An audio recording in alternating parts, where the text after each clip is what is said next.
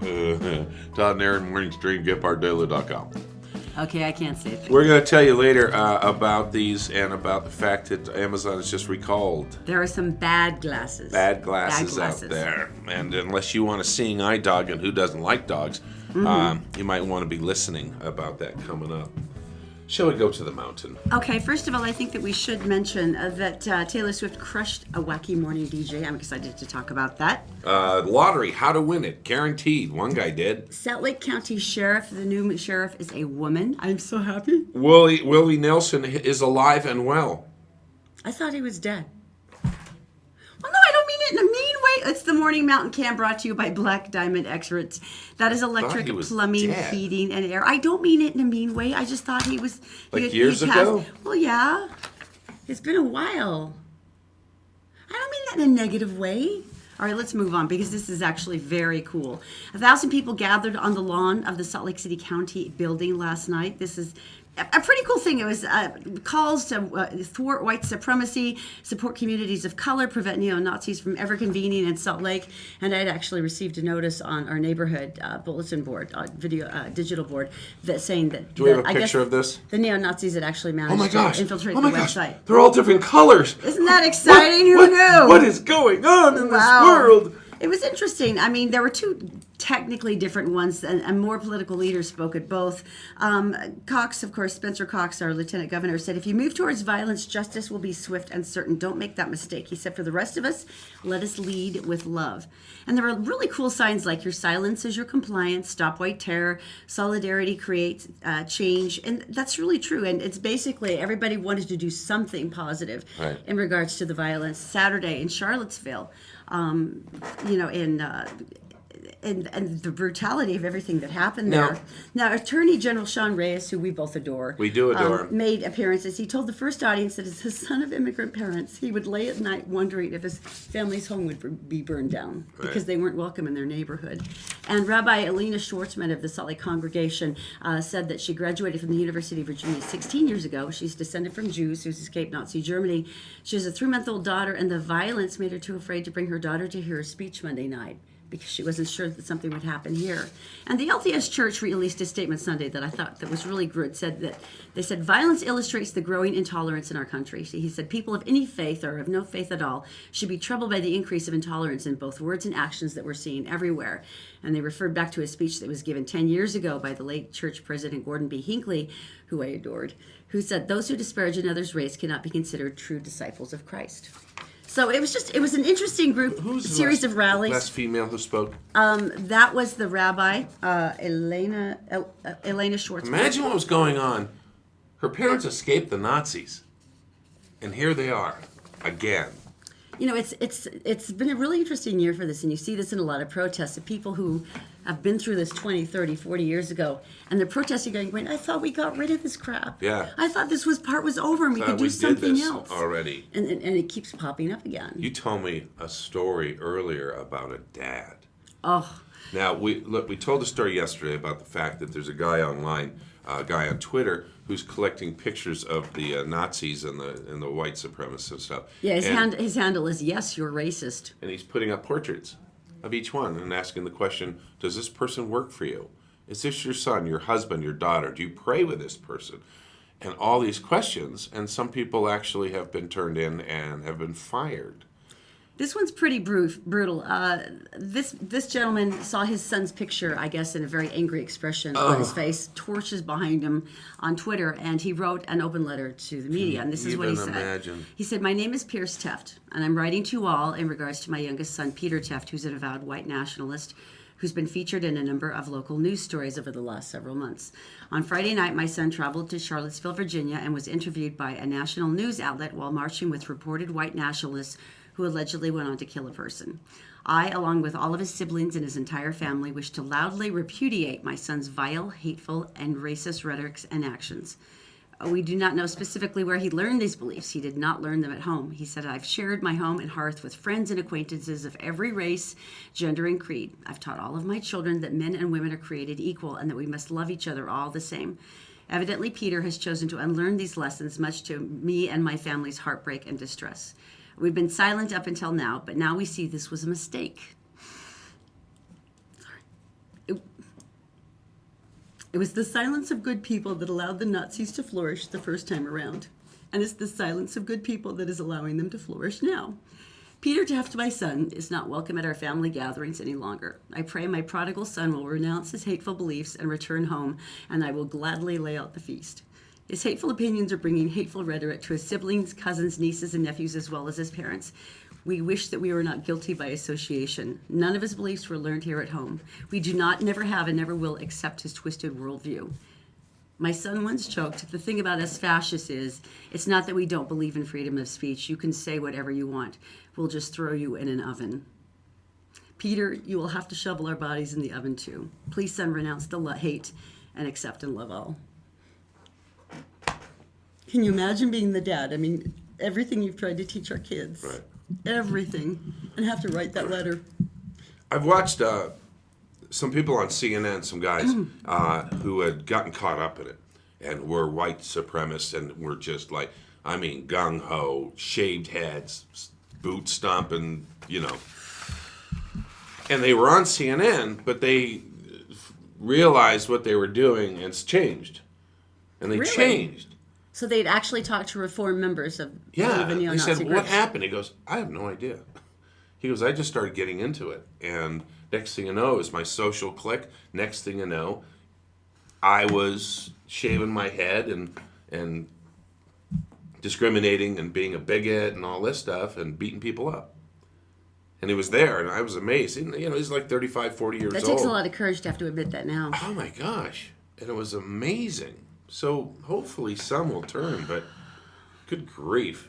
I hope so, too. All right, on to better news. This is good news. Salt Lake County has made its choice for the sheriff to replace Jim Winder. You know, he left his position mid-term, went down to Moab, said, Right. I'm not up for the violence anymore. I'm not strong enough to handle this. Right. Rosie Rivera is the chief of the Unified Police Department in Riverton, and she's going to be the new Salt Lake County sheriff for the next 16 months after her official approval Tuesday by the Salt Lake City Council. Yeah. And they're going to say no. This woman is epic. I mean, seriously.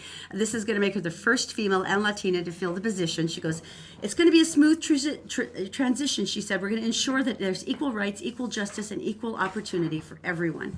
She said, we'll hire, we'll retain, and we'll make opportunities for everybody who wants to serve. Very cool. I like this woman. I'm so excited for her. I think she's Very going to do some cool. really cool things. I know a lot of people who say the celebrities do stuff for popularity or whatever and stuff. Bruno Mars, who I like. Oh, he's adorable. It's like Are you kidding? Look at that party, face. fun music.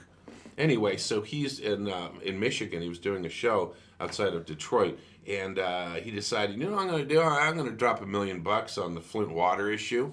This is the issue where the pipes got corroded on the drinking water. City officials knew, and they're allowing children to be poisoned. And lead went in, which has huge effect on learning, on speech development. Profoundly damaging effect on any kind of cognitive function. So he's in for $1 million.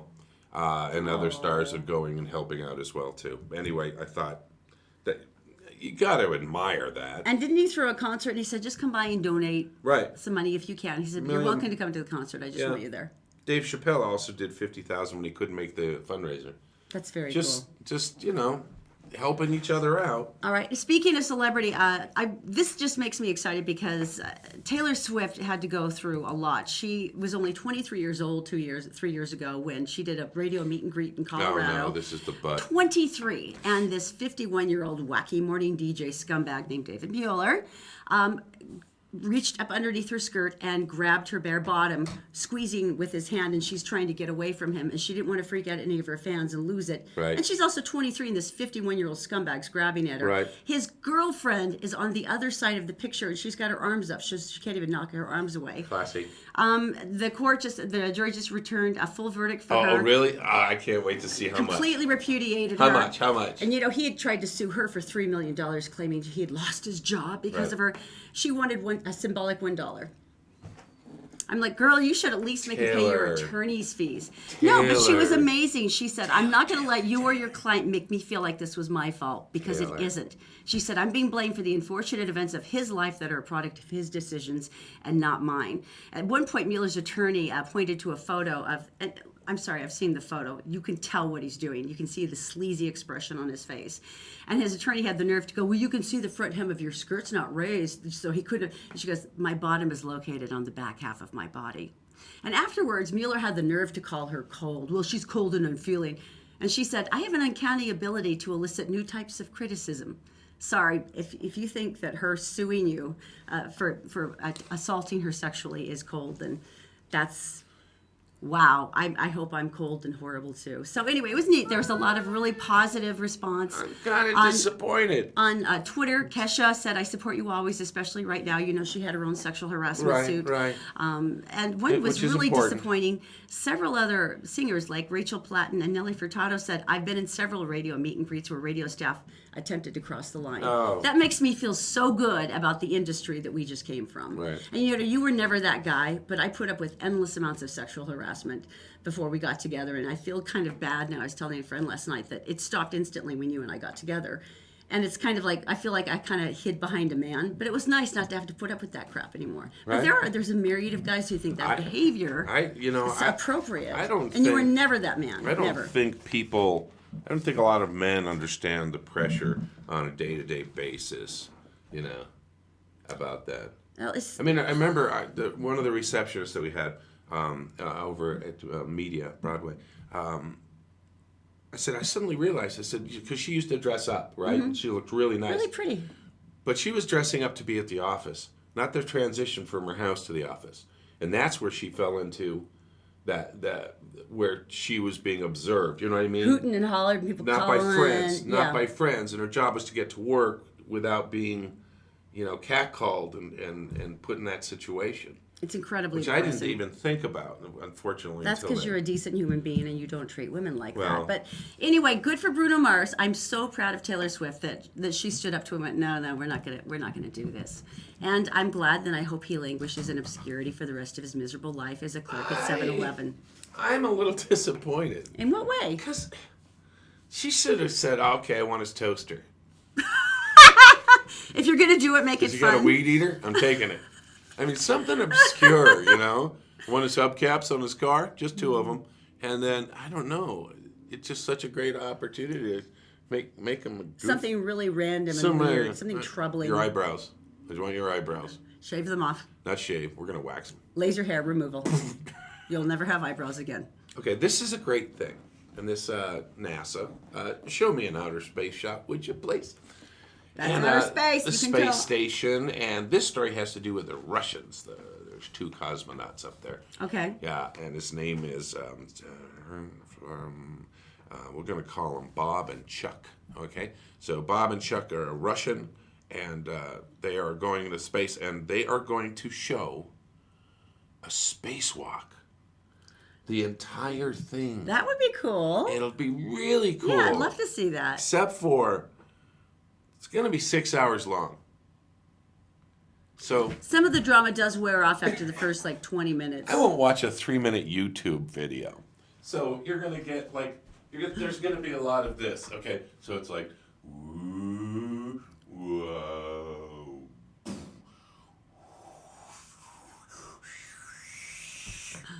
6 hours of that. I feel like I've almost seen it just by watching you right now. It was really cool. It's like in the sound effects. Space. Okay, so yeah. Well, it's still cool. They're trying to reach out and they're trying to interest the younger group. And this is what it's like. This is the process. Time lapse it for the big moments because they're going to put a new handle on something on the outside. So that'd be like a big moment for 6 hours. Seriously, after 2 minutes, people are like, okay, that's really cool. Really, that's great. Where are the playing kitties? Where's that going on? The singing cats. Yeah, exactly. All right, let's go to Daisy in the Gephardt Daily Newsroom. She is brought to you by Fink and McGregor. If you go online to Fink-McGregor, you can take the 4-minute mortgage challenge. Find out kind of where you're at and what your options are. That's Fink-McGregor.com. Also by Executive Transportation, the limo sponsors official of the Todd and Erin morning stream. March can take you anywhere in one of his sweet Escalades. All you have to do is go to executiveutah.com to book your ride. And then, of course, All Utah Plumbing, Heating, and Air. You can reach them at allutahplumbing.com. From renovations to simple repairs. They're your guys. Good morning, Daisy, my darling. What is going on? Hello, everyone. Here's what's making headlines Tuesday, August 15th on GepHardtDaily.com.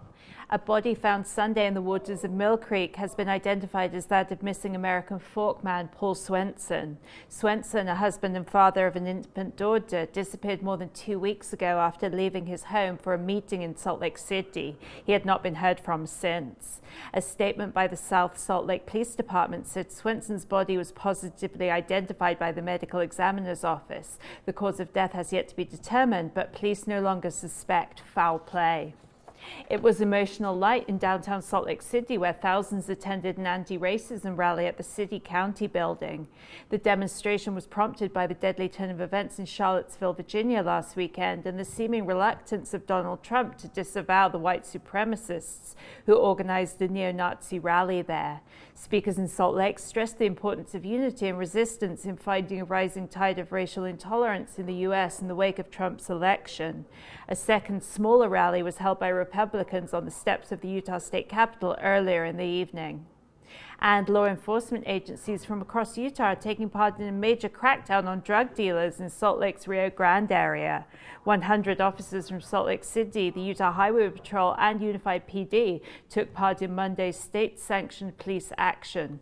Lieutenant Governor Spencer Cox said the targeted drug arrests are the first step in a three-part plan to deal with the state's homeless crisis. He said the next steps will focus on offering aid to the homeless to help them become self-sufficient.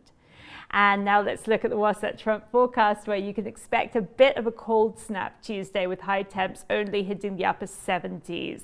And yes, that's right, I am absolutely in heaven. We'll be a tad warmer Wednesday and Thursday before climbing back into the 90s by the weekend. A chance of rain each day, especially in the later afternoons. That's it for now. For more local headlines 24/7, go to gebhardtdaily.com. And for now, Todd and Erin, back to you. Thank you, Daisy. You know, it's funny, we just barely cut the series of new commercials for Fink and McGregor, and so we had Jeff Stout, who's the owner and big guy there. We're sitting in like 127-degree heat on a park bench, and we're all talking, waiting for them to set up the shot. And he was telling us about some of the most random possible mortgages ever that you can get. And it's stuff like USDA. They have a mortgage. It's for rural people.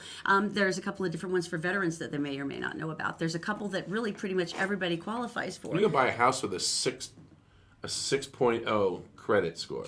600. 600, right? Yeah. That's what I meant. So I mean, that was so cool, because just a lot of people have this dream, and you think, I can't do it. I'm not ready. I wish they'll never give me one. You'd be surprised at the opportunities that are open if you just take a look. So the nice thing to do is just to go to think-mcgregor.com. If you go online, you can take a super simple, like 4-minute thing. It asks you questions, and then after 4 minutes, it pops up some ideas for you. And then if you like, they'll call you within one business day and go through it with you. So you get to do it like within on average of a month. You don't pay millions of billions of dollars in closing costs the way you do with certain organizations that I will not mention. And Jeff takes care of you. It's really simple. So it's think-mcgregor.com. And when they say mortgages made simple, he's really not joking. They're totally simple. Even we can do it. All right, this is kind of cool. Tell me something good. Yes. I love the idea of this sort of anonymous group of elders sort of watching over the kids in their community. Okay. And in this particular case, it happens to be a wealthy group of elderly, which is a really handy thing, because they're called the Secret Alumni Yellow Jacket Society. And Sounds like a gang to me. Their job is to be who they feel are the caretakers of the kids in Fredonia, Kansas. Now, the trouble is in this city, it's pretty rough. They said that they've got a ridiculous amount of kids who are under the poverty level. I mean, just a ridiculous amount. And so 78% of the kids are on financial assistance there. What? Excuse me? 78% of the kids in Fredonia, Kansas. So they said, this is our job to help. He said, the president works as a scientist at a university medical center. There's a lot of other people there who said are very successful. He said, we never release our names because we don't need to impress anyone. We don't want the recognition. We just want to respond when someone tells us there's a need. So they work with different teachers and counselors at the high schools and the junior highs. They find out kind of where things are lacking. Right. At one high school, they just help support the programs. Yeah. Right? So they said we purchase sports shoes for kids who want to try out for sports. We get teaching aids for teachers. We get software for the school district that they can't afford. One of the things that I adored, 4 of the members spent $42,000 on a clothing closet, and it's much like the one they have up at East High School because of their homeless population there, where they put it in one of the centrally located high schools so that all the kids could go there.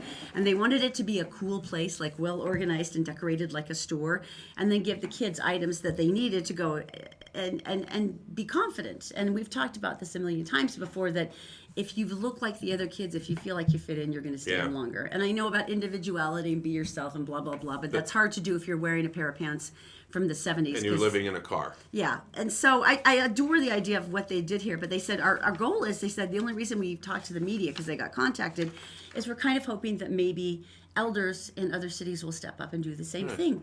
And this was the cutest part. He goes, one of our members suggested that we all get robes to wear in our secret meetings. And he said, I thought that was a little over the top. Illuminati. I just thought it was so sweet. Just a backstory on East High. They have 60, last year they had 60 homeless kids were going to school. And a lot of extremely at-risk, financially at-risk youth. They took one of the locker rooms that no one was using in the basement, and they set it all up so they could come and take showers. They could wash their clothes, brush their teeth, because a lot of that doesn't happen in their situation. They had phones there so they could make phone calls, because if you can't afford a cell phone, and a lot of these kids were taking care of younger siblings. Right. They may not have parents. There are a lot of refugee Great kids. program. And so same thing. They have a food closet there as well, where they can get food to take home to their brothers and sisters. It was just a wonderful program. I decided yesterday I'm going to put my foot down about this Christopher's Steakhouse thing that we're doing. What's that? That we should go as quality control and have dinner there, because I'm sick of seeing this. Other people eating delicious food. Unfair. And I know. We love you so much for watching. We really do. And you've surprised everyone, especially us and our moms. So for watching, we want to say thank you very much. Oh, look at the food. Someone was texting me this taunting close-up of their ribeye steak. I was like, I'm so happy for you. I'm going to have to murder you. Dirty, rotten. But here's the deal. You've been watching thus far. You're hearing us talk about Christopher. So right now, if you're on one of our Facebook pages, will you just make a comment? It officially enters you. We see the timestamp that we were talking about Christopher's. You made a comment, you're entered. So it's really that simple. Just say hi. Just say you stink. Say whatever you want. Say I want the prime rib. I don't care. I'm taking Todd with me to dinner. That would be nice, wouldn't it? And then you also get limousine service from Executive Transportation, so that you and your 3 friends don't have to worry about parking or a designated driver. You're just all set up. All right, coming up next, I'm going to tell you the surefire thing to how to win the lottery. Just coming up on Wednesday. Boom, information coming up next. Todd and Erin's Morning Stream, brought to you by Black Diamond Experts. Electric, plumbing, heating, and air conditioning. You'll be glad you called an expert. Fink and McGregor, mortgages made simple. Make sure you go to fink-mcgregor.com and try out their 4-minute mortgage program. It's incredibly easy to find out whether you qualify. The Todd and Erin Morning Stream is actually available anytime at gephardtdaily.com. Just click on the Todd and Erin page. All right, so I'm looking.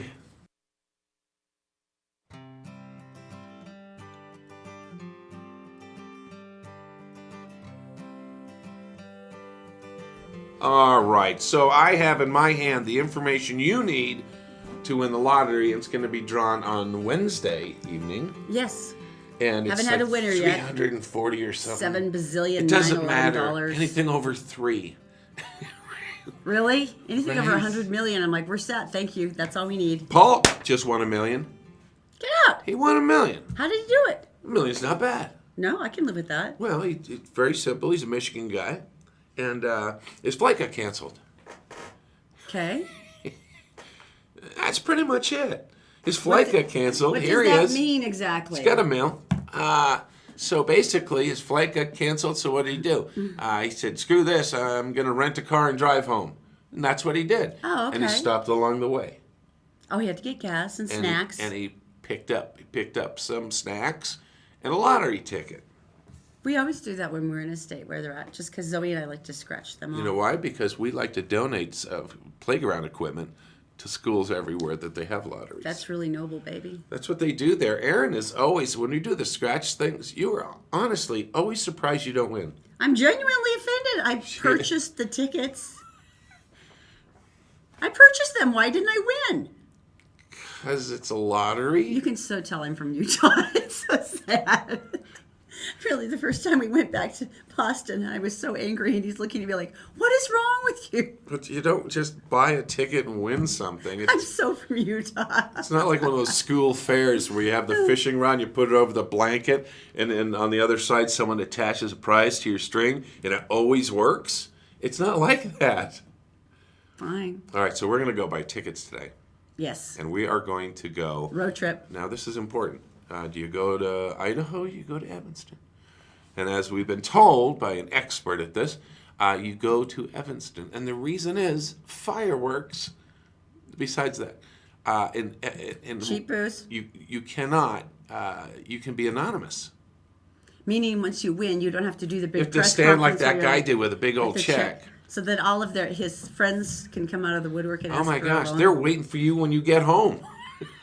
They're already there with their hands out. I want to be anonymous. It's like, right? You don't know anything. You just want to be that person who just walks into a cafe, has a cup of coffee, and then just boom, lays $100 on, I want to be like the secret society that buys sports equipment and new software. Only if I can get a cape. I get a cape, I'll be good. So really? Evan, so we're gonna go. So the question is, how much? How much are we gonna spend? We have to get a certain amount for listeners because I thought it'd be fun if we gave some of these away tomorrow morning on the show. Just the losing tickets. Let's give them away Thursday. What is wrong with you? All right, we're going to tell you a secret. Okay? So we'll give some away tomorrow morning on the show. So if you win, you better buy us something nice. Let's tell them that secret. What's the secret? Come in close. Okay.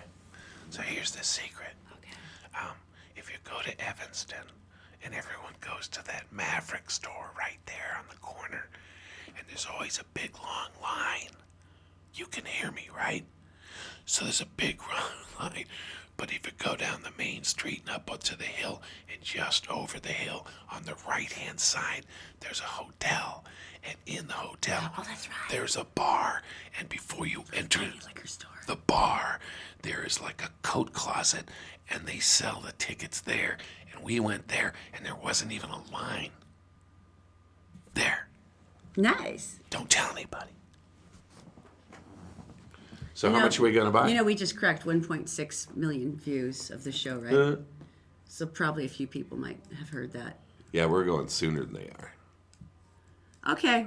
Because we don't have a real job. You win. All right. Do you want to talk about this? The 3 times humanity almost went into extinction? I'm really worried about this story. It's eerie. I like it, though. I'm worried about it. How can you not be fascinated with the 3 times that our entire civilization almost toppled into the brink? That's cool.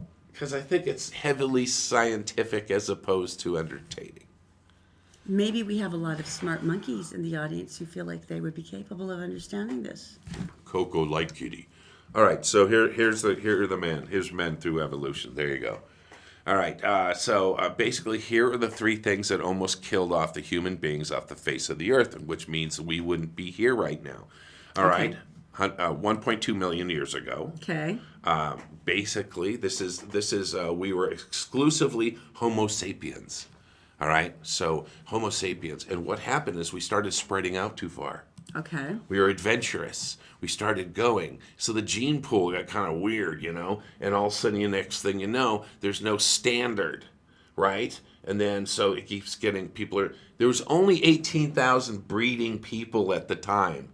And I can't imagine what they smelled like. And that's kind of a mood breaker. So it's really more like a loosely grouped collection of genetics versus like a standard. Yeah, this isn't like they didn't have beer to make everybody look better. They were on their own. Wow. And so it's a miracle that the population flourished, let's be honest. But I had no idea. That's the size of all the gorillas in the world. The troops of wow, gorillas. That's scary. But the gorillas are all in one continent. Homo sapiens were all over the place. Number 2. How am I doing? Is this okay? It's pretty cool. Okay. Number 2, 150,000 years ago, or for the creationists, 5,000 years ago, man was right. Homo sapiens and the big chill. Oh my gosh. It became winter. The high temperature stopped. It was like global cooling. Well, yeah, but then you can't find crops. The animals can't find crops, so they start dying off. How long did it last for? Birth rates went fine because everybody's cuddling to stay warm. And then from there, it went into the desert stage where everything dried up. So they're like, really? We're screwed. It's amazing we're still here. And then 70,000 years ago, and this deals with Homo erectus, which every time my junior high teacher said, we would crack up. To the point where she would not say it. She goes, and those other ones. We still knew what she was saying. We cracked up. We are so mature. That poor woman. You know why? You're 14. What And else can immature. You do? Yeah. That's right. It's 14. The Toba explosion. This is like a volcano thing that happened. And basically, you hear the stories of the asteroids hitting and the sky turns black and stuff like that. Yeah, because of all the dust and everything. So, yeah. This was not a volcano. This was a big happening. Like chunks of the world, boom. And they say it darkened the sky for 6 years. Why were they doing that? Volcanoes don't care. They just went off. So it was multiple ones. Oh yeah, everywhere. It was crazy. 6 years. It made the. We've never heard of that before. The first time I did, and so. 6 years. It's a miracle they all managed to stay alive. Plants died. Certain plants died. Yeah, you can't get sun. Yeah. So. Yeah. Once again, almost didn't happen. Who knew that we were here just by a thread? Right. Too scientific. You thought that we were all busy killing each other now, and we had nuclear opportunities. Right. They just had natural selection just and wanted science. to breed more. That's really Well, sad. it's fairly similar to what. Okay, let's move on. So, where are we? You haven't really improved since junior high school, have you? Not in the maturity, not in the slightest. No. Willie Nelson. Willie Nelson. And I'm sorry, I wasn't being mean when I said, is he still alive? I just was surprised. Well, no, there's certain celebrities, I'm sure I'm not the only one, where you find out that they're still breathing and you're shocked because you had assumed that somewhere along the line they had passed and you maybe missed the obituaries, right? Back on track. Okay, I'm sorry. So he is still alive. When Janet Jackson canceled her tour to come to Salt Lake, Twice. people were, well, Janet Jackson, we don't like her anymore. And then when other people cancel, there is a certain amount of anger. Well, you get your tickets, you're all excited, you get a babysitter. Certain amount, and they cancel, so you cancel the babysitter, you don't go. But what if you went to the concert and you had the babysitters and you were there and you were sitting, you sauna. You're getting into it, you're starting to sway, and you're like, clapping. except you don't do this when Willie Nelson comes really on don't. stage. No. So he comes on stage, crowd goes crazy. And then he starts playing, and everybody's like, yeah, we're digging Willie. We're digging the Willie. And then fifth song, and he stops. He just stops. Really? Yeah, he was sick. And he bowed to the audience, he took his hat off, and he threw it into the crowd and left. And one of the band members came up and explained what was going on. And basically they said altitude sickness. Which, unlike some people in the control booth, I know is real because it actually can be fatal. So the point being is that's the first time he's been high that he couldn't perform because the elevator. So anyway, what I was going to tell you. That actually was a really good pot joke. He's 82. He's 82. You know, you could sneeze and soil yourself. You're 82. So I think he's been doing really well. And so, but the big surprise was everyone was like, "Oh, I hope he's okay." Well, everyone was like really nice about it. He's like, 82. Screw you, Willie Nelson. No, everybody was just like, "Oh, I hope he's okay. I hope he's better." Who doesn't believe about altitude sickness? Richard. Mount Everest, it killed people. Dude, seriously. Seriously, dude. Seriously, dude. Dude, right? We had my sister-in-law come and go up to our cabin in Park City and turned into a mess. Yeah. Was throwing up outside our windows of our cars. We couldn't figure out what was going on. Right. Yeah. And it was altitude sickness. It had nothing to do with food poisoning or anything like that. It was altitude sickness. So it does affect it. It is a real thing. Oxygen is an issue. You need some. And if you don't get as much... Oh my God! Now... Really? Yeah. You're too short to have altitude sickness. That was a good one. Touche. You're going to pay for that later, but that was a good one. I'm going to pay for it now. Yeah, I know. Okay. Oh, I have to tell you. I didn't tell you this. I got a secret for you. Really? I started a business that you don't know about. No one knows about it because it's marketed secretly. And I'm going to unveil it right now. If you're okay, hang on. You started a business. Yeah. All right. Started a business. And it's really going well. I don't know if you can see this. Hang on one second. It's not going to work close, is it? No. Okay. Further back. There, right there. It says Todd's Pit Seasoning. Wow. Todd's Pit Seasoning. You should get yours today. It's really going fast. I know. I know. You get it today. That doesn't seem like the right advertising slogan to me. It's great. Because that sounds like some sort of unnaturally exotic underarm. Yeah, a couple sprinkles, you walk around smelling like brisket. And it's very popular with the women.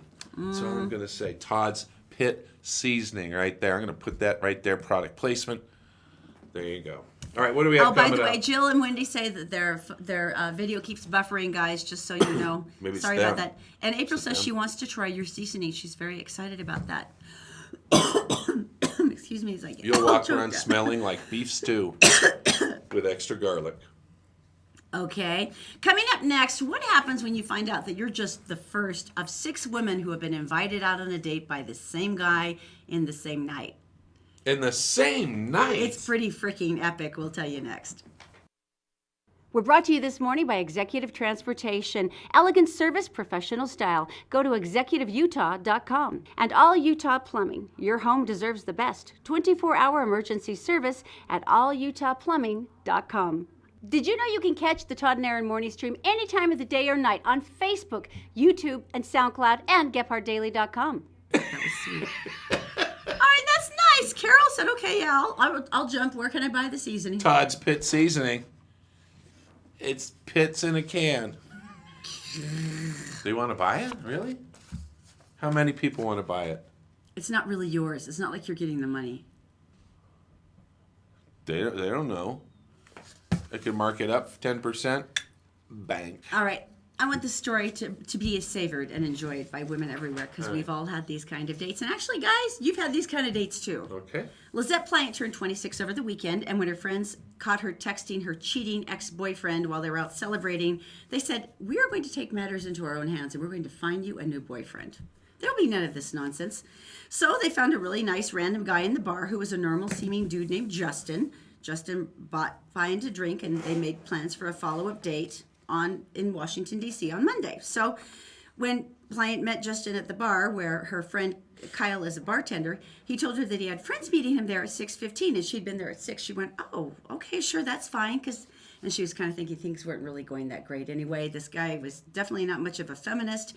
He was carrying a sparkly blue cane, who told me that he had just jumped down a flight of stairs sober in like Atlantic City, and then told me about the cane that, at $23 at CVS, and you can call yourself a pimp. And she's still like, okay. So at 6:15, Justin's second date shows up. No, wait. So she leaves. No, she's still there. See, those friends he was meeting, as it turned out, were actually the second date he had scheduled. And when she got wise to Justin's moves, Pliant did 2 things. First, she decided to let the other date know what was up. That's only fair. Okay. And then, number 2, she started tweeting live updates. This went viral in a big, big way. Number 1, I show up and he sucks, but I figure I'll stay because my friends are working at the bar. So 15 minutes into his next date, shows up because he double books himself and he decides he's going to friend zone me to get out of the situation, meaning I like you, but I don't like you. Right. So we've spent a full 15 minutes and Right. we go. We've invested. So I decide to play the friend in order to help the girl feel less awkward until he exits for a moment, and then I tell him what's up. He actually had the nerve to start his second date while she's sitting there. So he left to take the phone call while Pliant's on the second date. I said, are you here on a date with him? Because I was here on a date with him. So we should probably just go get a drink together and leave this dude here. So they decided to grab another round at the bar across the street when date number 3, who was the person Justin was talking to on the phone, shows up. We'll call this girl Katie, she tweets. Katie gets in on my quest to make this guy feel like the creep he clearly is, and we chat for 30 minutes, all 3 of us. So Justin leaves again, and we decide at this point that the man must die. Because evidently he has a bad bladder. The 2 girls that I have gotten both bartenders and the bouncer in on this now, and we're all taking this guy for all he's worth. He headed for the bathroom, and the 2 women looped in the 4th date, and I think that maybe he was panicking a little at this point. We all decided to be best friends because we enjoyed each other. She says, I'm stealing his dates and making them my friends, and I am so here for this. So at this point, we formed a coalition, she says. We're making fun of him. He's trying to play it off like he didn't triple book himself. So the 3 women head to the second bar. But meanwhile, 2 of Pliant's friends have camped out at the first bar to see if Justin had any more women on his dance card for the evening. They were half kidding, but then they texted me and said, dude, he's here with a 4th girl. So one of the friends in the first bar heads across the street, and she happens to cross paths with date number 5, Alexander Woody. Right. So Plain's friend convinced Woody to talk to the other dates before meeting Justin. So now me, 2, 3, 4, and 5 are all sitting there together. That's pretty painful. So I go for number 4 and I say, "Hi, I'm number 5." And then he goes, "Oh no, you've been cut off," and made the hand motion. He said, "I never lied to any of you," which was a lie because he said that I was his only date for the evening. So he's got 5 girls standing there. Well, everyone would assume you're the only date for the evening. And so he goes, and this is his most helpless defense ever. "Look, I just don't want you to think I'm a jerk. You're the only one I wanted to get to know, while the other 4 girls are standing behind her. You seem really great. I don't want you to hate me." And she said, I'm not having any of this. When is date number 6 arriving? Because she's joking, thinking at this point, you know. And I wasn't kidding. I seriously didn't think he'd have a 6th date. So she shows up. Yeah. And he says, and as she's sitting there trying to explain it to her, date number 6 walks up. And his excuse is, "Well, as a project manager, I manage my time efficiently." And he says, "You know, I'm looking for love and his future wife, and these aren't dates. They were pre-date conversations." So finally, around 10... Who's got this much money to buy a drink for all of them? All the other dates have gone home. This is like a Monday evening, by the way. So Sarah and her friends head back to the Truxton Inn to catch up with one of the bartenders. And then that's where they actually talk to Jessica, who's date number 6. Right. And Justin, at this point, probably sensing defeat, has now gone home. And all 6 of the girls are arranging to get together for drinks this weekend and have a nice night dancing out on the town. Him and his sparkly cane. And I hate to tell him this, and this is my personal favorite. She said, "Yeah, there wasn't a 7th or 8th date, maybe, at least not that we know of." But he says maybe he'll feel bad when he wakes up and realizes this is all over the internet. And when we say all over the internet, we mean all over the internet. Her live tweeting session has been retweeted 6 million times. Also, he's going to be really disappointed when he wakes up and he's alone. For the rest of his life. That many dates. For the rest of your life. All right, coming up. Congratulations. We got information, right? Well, yeah, let's go to Daisy. She's in the Gephardt Daily Newsroom. She is brought to you, of course, by Fink and McGregor, Mortgages Made Simple. If you go to fink-mcgregor.com, you can find out all kinds of information about your potential for mortgages within 4 minutes. Executive Transportation, where March, our beloved friend and official driver of the Todd and Erin Show, will take you anywhere, and literally the man's been anywhere in the country in one of his sweet Escalades. Just book your ride at executiveutah.com. And Black Diamond Experts, they are experts in electric, plumbing, heating, and air with 24-hour service, because they know emergencies happen 24 hours a day at blackdiamondexpert.com. Daisy, good morning. What's going on? Hello, everyone. Here's a look at national and world news headlines for Tuesday, August 15th on GephartDaily.com. Some of the country's top business executives are cutting ties with Donald Trump in the aftermath of his bungled response to the white supremacist rally in Charlottesville last weekend. The heads of Merck Pharmaceuticals, Intel, and Under Armour all quit Trump's manufacturing council Monday after he initially refused to denounce the KKK and neo-Nazis who organized the rally. Trump was quick to criticize the exec's decision, lashing out at Merck's CEO, Kenneth Frazier, by way of Twitter, suggesting he'd now have more time to hold down his company's skyrocketing drug costs. North Korea says it's going to chill for a while, shelving plans, at least temporarily, to launch ballistic missiles towards U.S. bases on Guam. In a statement released Tuesday morning, the North Koreans said they were waiting to see, quote, what the foolish Yankees do next. Pyongyang threatened to attack Guam after an exchange of heated rhetoric between Donald Trump and the North Korean leadership through much of last week. And some sad news out of London today, where it's been revealed that Big Ben will fall silent for nearly 4 years while undergoing some long-needed repairs. The famous clock tower, which stands next to the British Houses of Parliament, will mark the hour for the last time at noon on August 21st. That's it for now. For more headlines from across the country and around the world, go to GephartDaily.com. For now, Todd and Erin, back to you. Oh my gosh, Thank you, Big Daisy. Ben's going to be quiet for 4 years? I may be a nerd, but I was so excited that I think that might have been the first thing I went to see when I was in London, because it's so beautiful. And it's heart-stopping, it's majestic. And I'm not sure if they're silent. stopping it at noon or stopping at midnight, but isn't that a little freaky?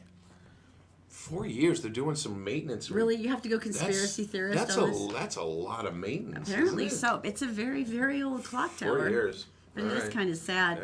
All right. Black Diamond, I was just telling you about them, but here's one of the things I like about them a lot. They're like the steady eddies in this industry, because I know it's easy to get a lot of random quotes and, yeah, that's broken and that's broken. And I'm paranoid because I don't know a lot of how things work in my house. And if Todd isn't there to go, oh, it's this and this, and I have to call an expert, I get paranoid. Well, these guys show up and they're licensed, bonded, and insured. They come to the house, they go through your system, they tell you what's going on, they give you a bid. What you pay at the end is exactly what the bid was. There's no hidden fees, there's no little special last minute cost, there's no nasty surprises. They do what they tell you they're going to do. They do it well, they do it to your satisfaction, and then they go. And they're nice guys. I mean, it's a really nice thing to know that just about anything that can go wrong can be fixed by them. And with 24-hour service, they understand that if there's an emergency, they got to be there for you. So it's pretty simple. If you want to get some quotes, you want to get some ideas, you need to get something fixed, just go to blackdiamondexpert.com. That's blackdiamondexpert.com. We, with our family, we went up to East Canyon yesterday. And my brother Kelly has all the epic toys. He's got some toys for the water, and everybody had a great time. The nieces and nephews were there. That was fun. Zoe loved it. Zachy loved it. I want to know, though, what you, the sisters, the three of the sisters who were there. Jenny and Julie? Yeah.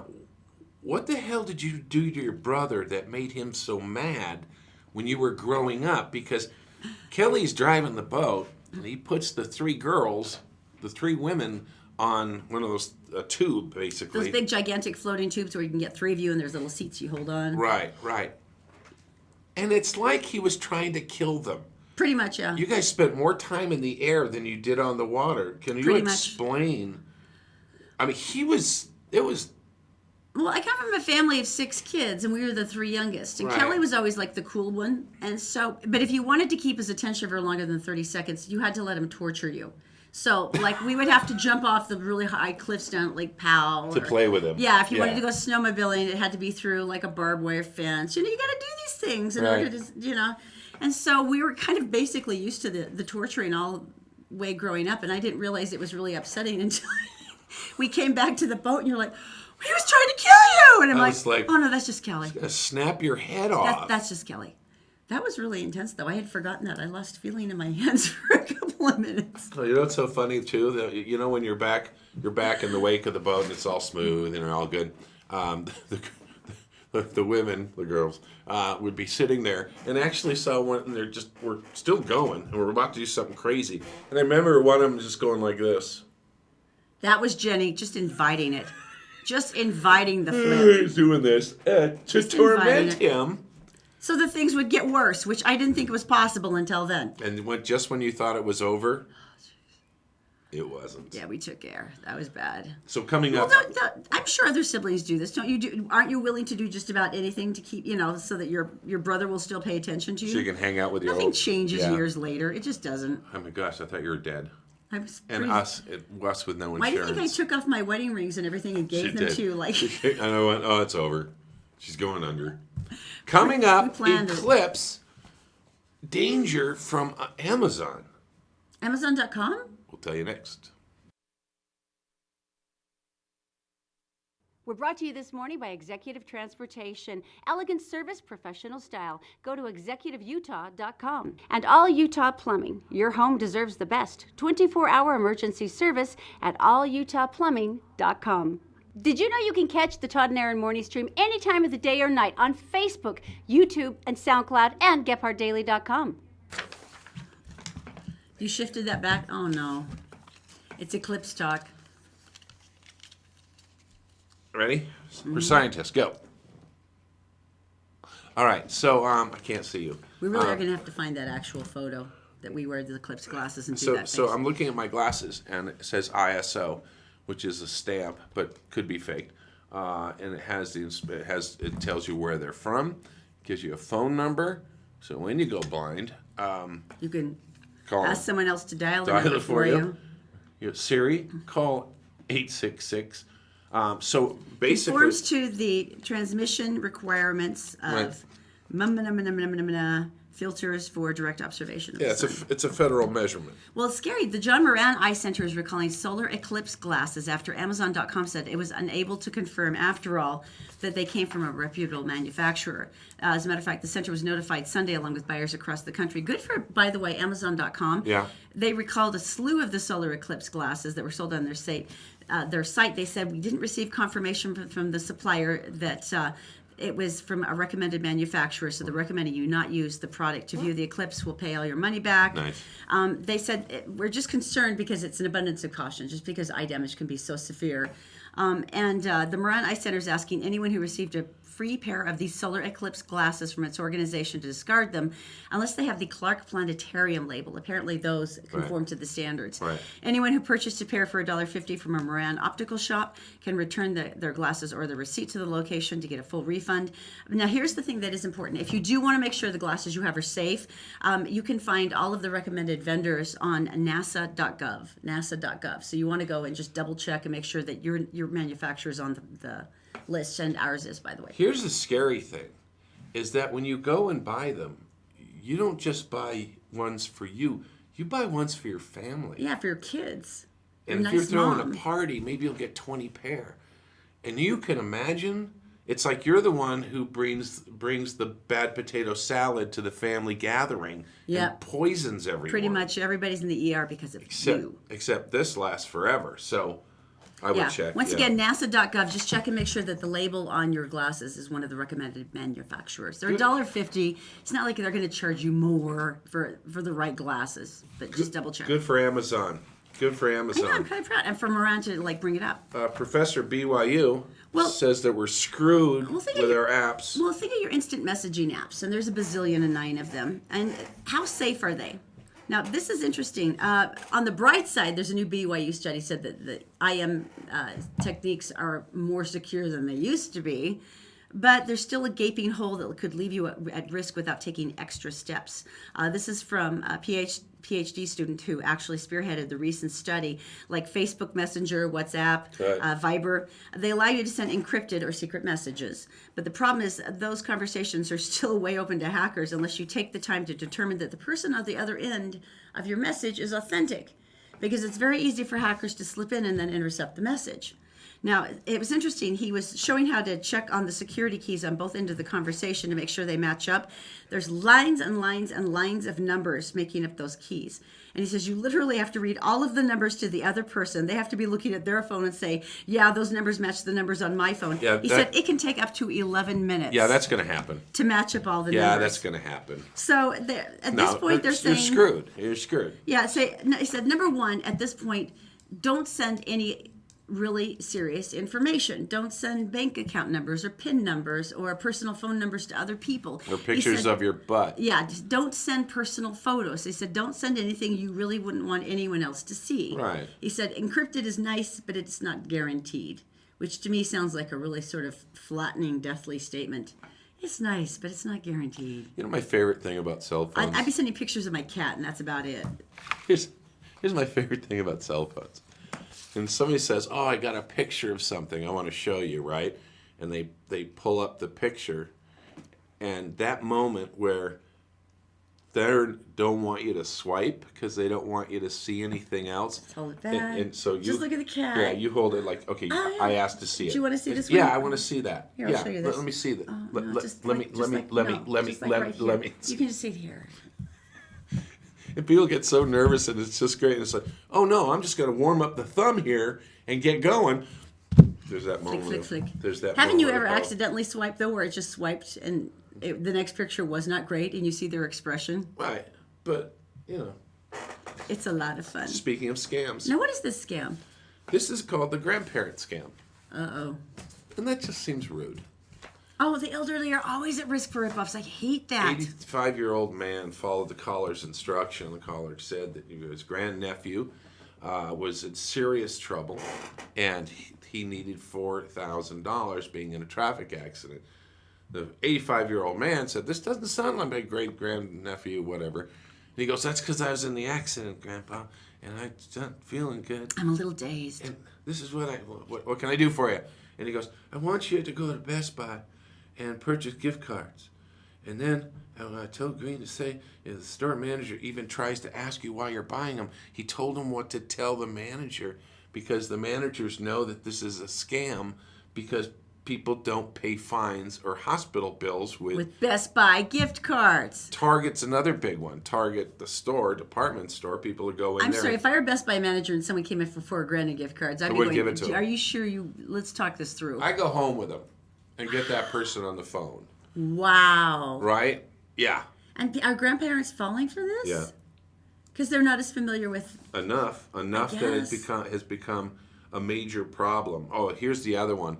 You missed jury duty, so you have to pay a fine. And if you don't, the cops are going to come. Then you say, I didn't get a notice. Doesn't matter, sir or ma'am. Oh, yeah, Internal Revenue Service saying that you owe a refund, and I owe payments, and you're going to get charged like a bazillion more if you don't pay it now. So the 85-year-old man, the guy went back for another $4,000 with him. And so he lost about $7,000, which is groceries for them for like 6 months. Oh, more than that. Yeah, for a year. You suck. Okay, so that's basically one I never would fall for, but you're right. It's worth talking to people maybe who are a little more vulnerable or Picking on old people. a little sweeter. I know. How much more evil can you be? All right. This was actually really, really fun. It was really fun. We went to Murray Park to meet with some people, and Zach. they had a special talent. Take a look.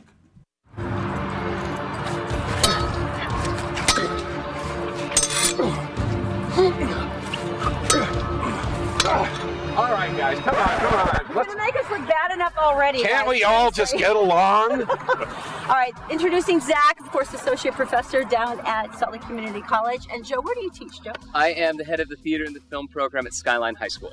So the two of you met up and decided broadswords, that's the thing this summer. Now, you've been doing a lot of choreography for a lot of the productions around town. We have, yeah. We've been working together for about 2 years, doing a variety of trainings, teachings, and choreographic shows. Keeping people from killing each other. That's the goal. All right, so what am I holding? This is a stage combat broadsword. Okay. The blade is aluminum, so it's very lightweight. They always do this For which in we're the movies. grateful. Yeah. They always do. Make All sure right, it's straight. Go ahead. Yeah, most stage combat swords are made of steel, but I teach high school students, so Right. I wanted something a little bit lighter. Nice. So I think Okay. I that got probably aluminum. is best for lawsuits. Yeah. What era? So these would be from the medieval times, no later than the 15th century. They would never be called a broadsword back then. They were just swords. These are mainly used for military and fighting battles. These are not things that you would have on your hip in day-to-day life. Sharp? Yes, very sharp. These are not, of course. Right. Now, when did this first start? You were saying during the Greek era it was primarily bronze, extraordinarily heavy, and they would just basically strike each other till someone fell down? Yeah, there was no theory. It was all about athleticism and whoever had the most practical experience in battle. And you just wanted a big, heavy sword that you could swing really hard, and if you don't cut them, you're going to crush them. You Oh, crush that's like ideal. an arm. And then you went to, you were talking about, then you went to short swords and rapiers where there was more like elegance and they were trying more for technique? Yeah, so as we developed ways to pierce the armor, suddenly it wasn't as important to have 75 pounds of bulky armor. So we wanted our bodies to get lighter, we wanted our swords to get smaller and lighter. And so we're working our way up to very small needle-like weapons that are all about very quick thrusts. It was funny, you were telling me that the French and the Italians got this, but the British and the Scottish were stubborn, and we just kept still hitting each other with broadswords. Yeah, it definitely developed a different speed. All right, I think we should see some moves, and you can describe what they are. We're going to use weight shifts here because these are big, heavy weapons. So Zach is going to weight shift back as I weight shift forward, and he's going to do what's called a fishing line cut to my left arm. I'm going to pass back as he cuts to my left arm, and I'm going to parry. This is called a parry forward right here. And this target is going to be right below my deltoid muscle, 6 to 8 inches off my body. He's going to be casting his energy past that way, like you're fly fishing. So I'm never in any real danger. He's going to stop his sword no matter what. I'm just going to bring it right here to parry. We're going to weight shift again, and this time he's going to attack my right leg. I'm just going to bring the tip up into the air to keep it nice and safe as I weight shift back. Then I'm going to weight shift forward and attack his right leg. I'm going to remove that target and come down and parry 2 right here. Okay, now he's going to do what's called a moulinet. Drop the tip down and just turn my wrists. I'm going to pass back, and I'm going to parry up here, parry 5. And at this point, I'm going to shunt his blade off mine. And we're going to go through a process where we make eye contact. I'm going to prep an attack. He's going to evade, and when I see him start to evade, I'm going to attack through with a head swipe. And now he is going to do another Molinet. Yeah, I'm going to traverse. Oh, yeah, did we want to get here? Then we can stop right there. I'm surprised no one called the cops. There's a slow motion It was a knife. lot more realistic than we did. Slow motion night fight going on in Murray Park. It was kind of painful though that they actually showed us in the back row movie like 3,000 times slower than those two. Well, it wasn't that way the whole time. Just a second, we're going to show you when they turn us loose what happens. But first of all, we want to say thank you for watching the Todd and Erin morning stream on GetPartDaily.com. Do not forget Todd's Pit Seasoning. Get it while it's hot. All right, this is what it looks like when Erin and I get to fight for real.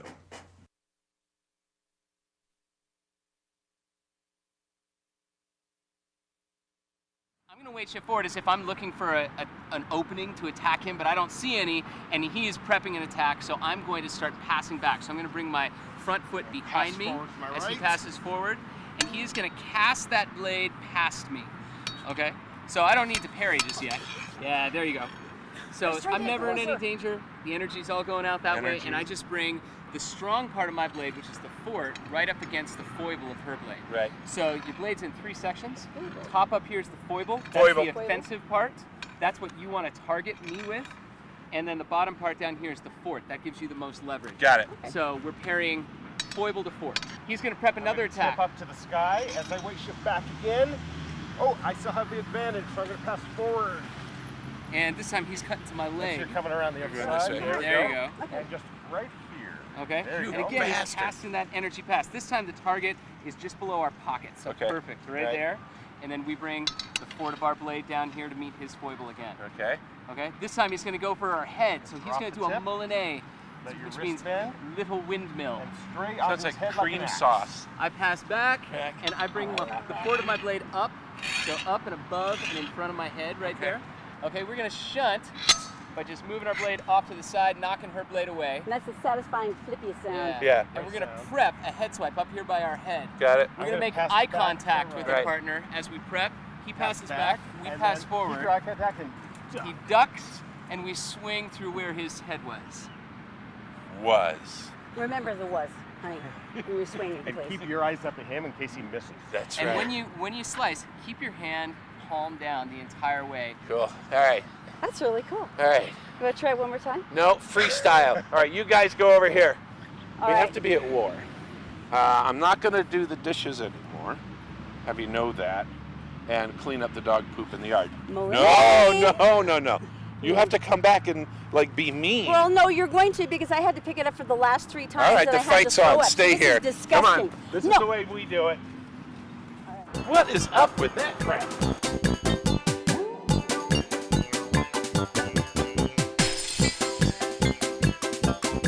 She's really pissed. Come back here and fight!